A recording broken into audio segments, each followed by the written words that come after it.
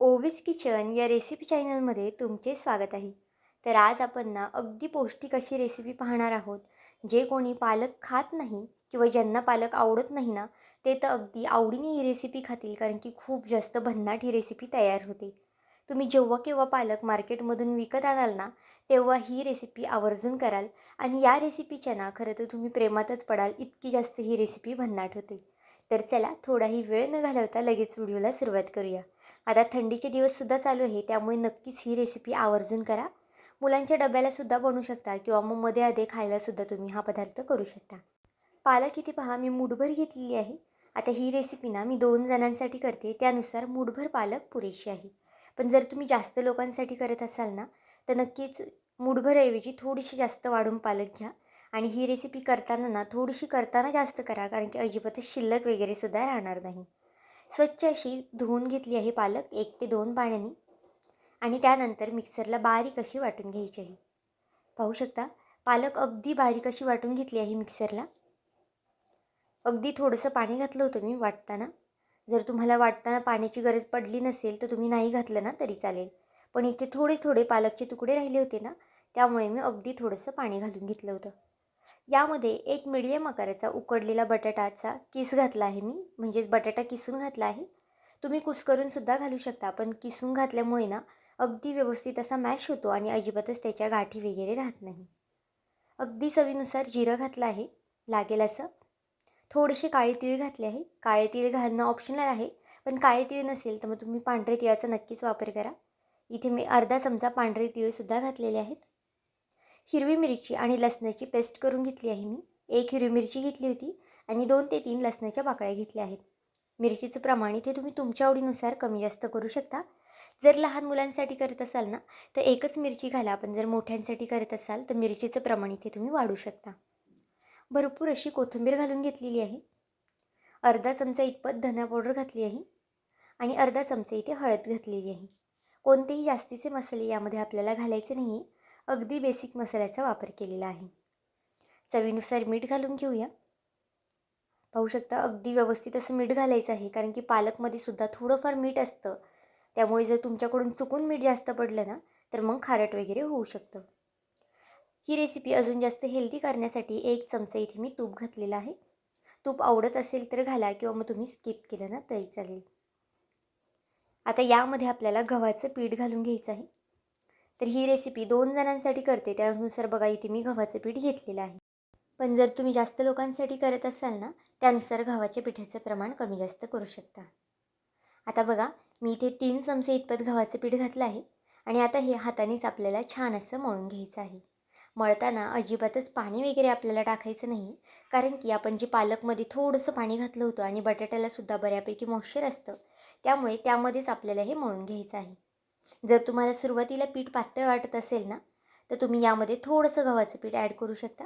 इथे बघा, मला थोडंसं पीठ सैलसर वाटते, त्यामुळे मी अगदी थोडं गव्हाचं पीठ घातलं आहे आणि छान असं मळून घेते. मी हे मळून घेते. तोपर्यंत जर तुम्ही चॅनलला सबस्क्राईब केलं नसेल ना, तर नक्कीच एक लाईक आणि सबस्क्राईब करून घ्या, कारण की तुमचं एक एक लाईक, एक एक सबस्क्राईब हे नवीन यूट्यूबरसाठी खूप जास्त मोलाचं असतं. तसाच माझा हा व्हिडिओ तुम्ही कोणत्या देशातून, शहरातून पाहत आहात ना, हे सुद्धा मला कमेंट करून सांगायला मात्र विसरू नका. आता बघा, पीठ छान असं मळून झालेलं आहे. खूप जास्त घट्टसरसुद्धा नाही आणि खूप जास्त पातळसुद्धा नाही. आपण ज्यावेळेस चपात्यांसाठी पीठ मळतो ना, अगदी त्याच पद्धतीने हे पीठ मळून घेतलं आहे. वरनं अगदी थोडंसं तेल लावून घेतलेलं आहे आणि हे पीठ आपलं छान असं बघा व्यवस्थित असं मळून झालेलं आहे. आता हे पीठ नाही इथे मी भिजत वगैरे ठेवणार नाही आहे. जर तुमच्याकडे वेळ असेल ना, तर तुम्ही भिजतसुद्धा ठेवू शकता. पण इथे मी लगेचच करायला घेणार आहे. जर सकाळच्या घाई गडबडीत करत असाल ना, तर लगेच करायला घेतलं तरी चालेल, किंवा मग संध्याकाळचं करत असाल किंवा मग सकाळचं नाश्त्याला तुम्ही बनवत असाल ना, तर सुरुवातीला तुम्ही अशा पद्धतीचं पीठ मळून ठेवू शकता आणि नंतर गरमागरम आपले हा पराठे बनवू शकता. बघा, इथे तुम्ही तुमच्या आवडीनुसार कमी किंवा जास्त गोळा घेऊ शकता. जर तुम्हाला लहान लहान पराठे करायचे असतील ना, तर लहान गोळा घ्या किंवा मग मोठनले करायचे असतील ना, तर एकच मोठा गोळा घेतला ना तरी चालेल. अगदी थोडंसं इथे पीठ लावून घेतलं आहे आणि हा पराठा छान असा पातळ लाटून घ्यायचा आहे. पाहू शकता, अगदी पातळ लाटायचं आहे. जितका तुम्हाला पराठा पातळ लाटता येईल ना, तितकं इथे पातळ लाटून घ्या आणि खाली वगैरे अजिबातच चिटकत नाही. अगदी पटापट लाटून होतात आपल्या चपात्यांना वेळ लागतो, पण या पराठ्यांना ना अगदी कमीत कमी वेळ लागतो लाटायला. पाहू शकता अगदी सहज असे लाटून होतात ते. आता यामध्ये ना आपण हिरवी मिरची वगैरे घातली आहे, त्याची पेस्ट वगैरे, लसणाची किंवा जिरं वगैरे घातलं आहे ना, त्यामुळे थोडंसं साईडला चिरा वगैरे पडू शकतात. नाहीतर अगदी अजिबातच तुटत वगैरे सुद्धा नाही हे पराठे लाटताना. पाहू शकता जितकं तुम्हाला पातळ लाटता येईल ना, तितकं हे पराठे पातळ लाटून घ्या. कोणाला कळणारसुद्धा नाही की यामध्ये आपण पालक घातली आहे, बटाटा घातला आहे. खूप जास्त मऊसूत असे सॉफ्ट हे पराठे राहतात. मुलांनाच काय मोठ्यांनासुद्धा आवडतील. जर तुम्ही ट्रॅव्हल वगैरे करत असाल ना, त्यामध्ये सुद्धा हे पराठे तुम्ही नेऊ शकता आणि 2 दिवस ना आरामात राहतात. कोणत्याही चटणीसोबत खा, लोणच्यासोबत खा किंवा मग नुसते चहासोबत खाल्ले ना, तरीसुद्धा खूप जास्त अप्रतिम लागतात. आणि बनवायलासुद्धा अगदी सोपे आहे. थोडीशी पालक घ्यायची आहे, हिरवी मिरची वगैरे वाटून घ्यायचं आहे. त्यामध्ये बटाटा टाकून तुम्हाला पीठ टाकून मळून घ्यायचं आहे. आणि हे झटपट पराठे तुम्ही अगदी एक 10 ते 15 मिनटामध्ये भरपूर सारे असे पराठे बनवू शकता. नाश्त्याला कधीतरी वेगळं काही खायला मिळालं ना, तर मुलांनासुद्धा आवडतं आणि आपल्यालासुद्धा नक्कीच आवडतं. आता बघा हे पराठे आपण तव्यावरती भाजून घेऊया. तव्यावरती भाजा किंवा मग पॅनवरती भाजा, कशावरतीही तुम्ही हे पराठे भाजू शकता. फक्त शक्यतो फास्ट गॅसवरतीच भाजा, म्हणजे अगदी छान असे भाजले जातात. जर तुम्ही स्लो गॅसवरती भाजले ना, तर मग पराठे इरमू वगैरे शकतात. इथे बघा सुरुवातीला तवा थोडासा कमी तापला होता, त्यामुळे इथे पराठा आपला फुगलेला नाही आहे. आणि जर तुम्ही पीठ खूप जास्त वेळ भिजत ठेवलं नाही 10 ते 15 मिनटासाठी, तर तुमचे पराठे ना खूप जास्त छान असे फुलतील. पण इथे आपण लगेच पीठ मळलं आहे आणि लगेच पराठे करायला घेतले आहेत ना, त्यामुळे इथे पराठे फुगलेले नाही आहेत. बघा अगदी छान असं आपल्याला तेल लावून घ्यायचं आहे. तेलाऐवजी बटर लावा किंवा मग तूप लावलं ना तरी चालेल.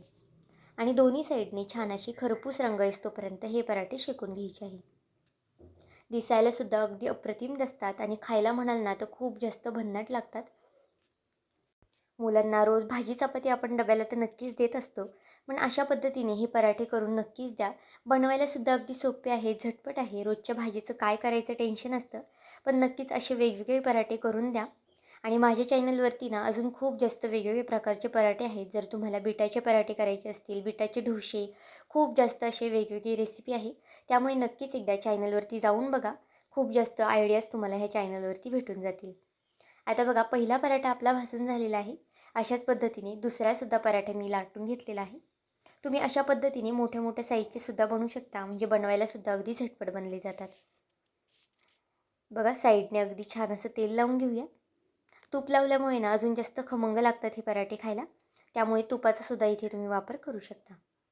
आता हा सुद्धा पराठा छान दोन्ही साईडने खरपूस रंग येतोपर्यंत भाजून घेऊया. तर इथे पहा हा सुद्धा पराठा छान खरपूस असा भाजून झालेला आहे. आता एका प्लेटमध्ये सगळे पराठे आपण काढून घेऊया. नक्कीच एकदा अशा पद्धतीचे हे झटपट आणि पौष्टिक पराठे करून पहा. खूप जास्त अप्रतिम लागतात आणि बनवायलासुद्धा अगदी सोपे आहेत. पाहू शकता इथे किती जास्त असे सॉफ्ट हे पराठे झालेले आहेत. थंड झाले ना तरीसुद्धा तितकेच जास्त छान लागतात आणि अगदी चवीलासुद्धा अप्रतिम लागतात. इथे बघा मी एक पराठा तुम्हाला तोडूनसुद्धा दाखवते. खूप जास्त सॉफ्ट होतात, अजिबातच कडक वगैरे होत नाही. मुलांना तुम्ही कोणत्याही सॉससोबत देऊ शकता, चटणीसोबत देऊ शकता किंवा मग मेयोनीज, केचप कशासोबतही दिले ना तरीसुद्धा चालतील. बघा आतमध्ये सुद्धा छान अशी एक लेअर पडलेली आहे. नक्कीच एकदा अशा पद्धतीचे झटपट पराठे करून पहा. तर आजची ही पौष्टिक रेसिपी तुम्हाला कशी वाटली मला हे कमेंट करून नक्की सांगा. आणि चॅनलवरती नवीन असाल चॅनलला एक लाईक आणि एक सबस्क्राईब करायला विसरू नका.